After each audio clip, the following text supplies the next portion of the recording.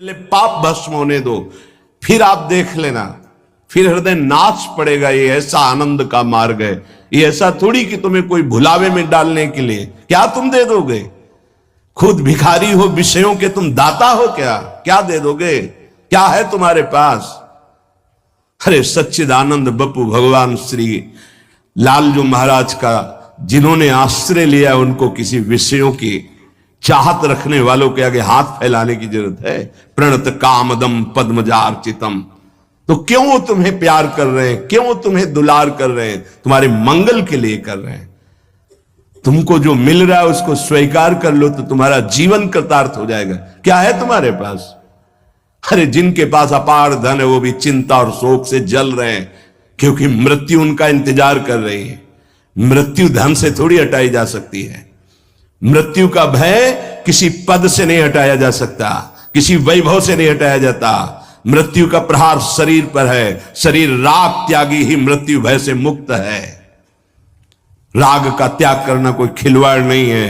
भगवत अनुराग से शरीर के राग का त्याग होता है। यहां मलिनता बढ़ाते चले जा रहे हैं। वही भोग दृष्टि इतनी बढ़ जाती कि अपनी बेटी बहन के प्रति भी दृष्टि बढ़ जाएगी। कलिकाल विहाल के मनुजा ने मानत को अनुजा तनुजा।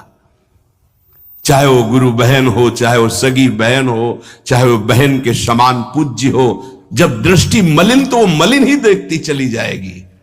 जब तक प्रेम जल से हृदय नहीं धोया जाता तब तक मलिनता का अंश बड़ी बड़ी साधना करने पर भी बना रहता है। अब अनंत जन्मों से माया में आसक्त चित्त होकर के नाना प्रकार के शुभ अशुभ कर्म करने वाले जब भगवत कृपा से पुनः सत्संग प्राप्त करते हैं और साधन मार्ग में लगते हैं तो माया अपना प्रबल रूप धारण करती है। उल्टा प्रदान करती है कि वो भूल जाए, और यह ऐसी प्रतिकूलता झोंक देती है कि उसको लगता है कुछ नाम जपने से नहीं, कुछ साधन करने से नहीं, दुख तो वैसे ही घेरे हुए है। धैर्य छूट जाता है और भगवत मार्ग से विमुख आचरण करने लगता है। इसलिए उपासक को बहुत सरल ढंग से समझना चाहिए कि पुरानी फसल यदि बाजरा बोई है और बाजरा की रोटी मिल रही तो अगली फसल गेहूं बो दिया तो कल ही नहीं रोटी बना लोगे।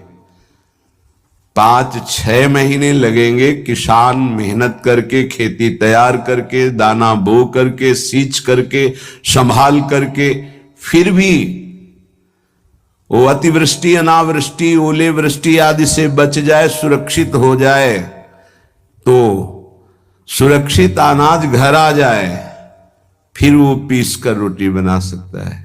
तुम अनंत जन्मों से मनमानी आचरण करते रहे, आज नाम शुरू किया है तो वो तूफान नहीं उठेगा। नष्ट करने के लिए वो अपना स्वरूप धारण करेगा। उसकी गुलामी सहते रहे हो अभी, काम क्रोध लोभ मोह मद मत्सर। अब तुमको धैर्य पूर्वक नाम को पकड़े रहना। जैसे आंधी चले तो हम पहाड़ का आश्रय ले लें, हटे ना इधर उधर, तो आंधी तूफान पहाड़ को नहीं उड़ा सकती। ऐसे ही श्री भगवान कह रहे मामेव ए प्रपद्यन्ते माया में ताम तरंतिते। माया का तूफान आएगा पर तुम मेरे चरणों को पकड़े रहना, छोड़ना नहीं। पर ये जिनका मलिन हृदय है ना, वो सोचते हैं 4 दिन नाम जप करेंगे सारे दुख मिट जाएंगे। हाँ पक्का मिट जाएंगे, जड़ से मिट जाएंगे, पर धैर्य पूर्वक जीवन को आगे बढ़ाओ।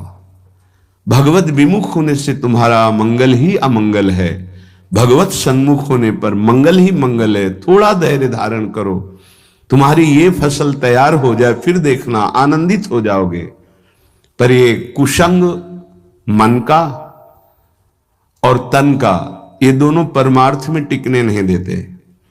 जहां ऐसे मित्र जन मिले जो गलत आचरण करने वाले होते हैं, वो पूछते हैं तुमने शराब छोड़ दिया, मांस छोड़ दिया, तुम नाम जप करने लगे, कुछ लाभ हुआ? अरे कुछ नहीं होने वाला, तुम देख लो करके। उसके दिमाग में माया तो आक्रमण किए ही है, तत्काल नकारात्मक भाव आ जाता है कि नहीं नहीं, भगवत मार्ग में कुछ नहीं मिला, ठीक कह रहे हो, तो आओ हमारे संग फिर हो जाओ। फिर वो माया के मलिनाचरणों में उतर जाता है। वो संत द्रोह, भगवत द्रोह उसके हृदय में अपना स्थान बना लेता है। फिर जन्म जन्मांतर, युग युगांतर कब अवसर आएगा भगवत मार्ग में चलने का।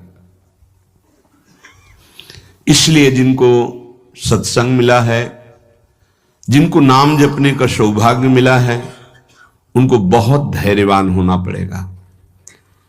इसको ऐसे पकड़ना होगा कि जैसे हम बहुत बीमार हैं और इस औषधि के सिवा हमारा कोई रास्ता नहीं बचने का, अब हमको ये औषधि खानी ही है।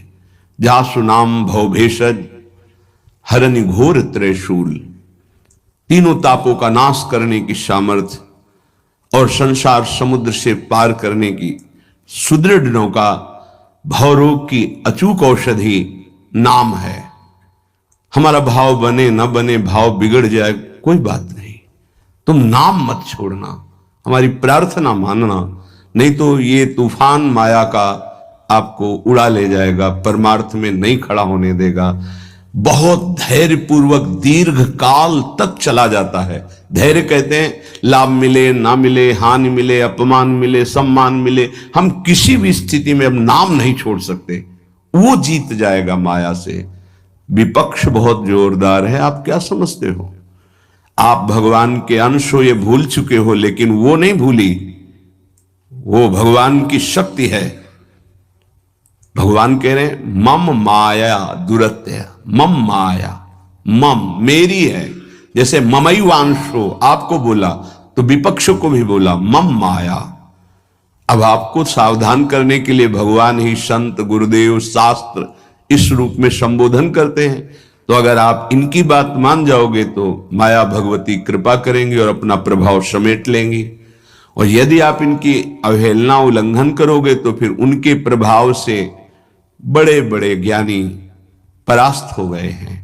जो माया बहुबार नचावा, जास चरित लख नहीं पावा, ऐसी विचित्र है, बहुत बहुत विचित्र। जो ज्ञानिन कर चिता परई, बरियाई विमोह बस करई, ऐसी प्रचंड माया है। इसलिए जिनके कानों में आवाज पहुंच रही हो हमारी,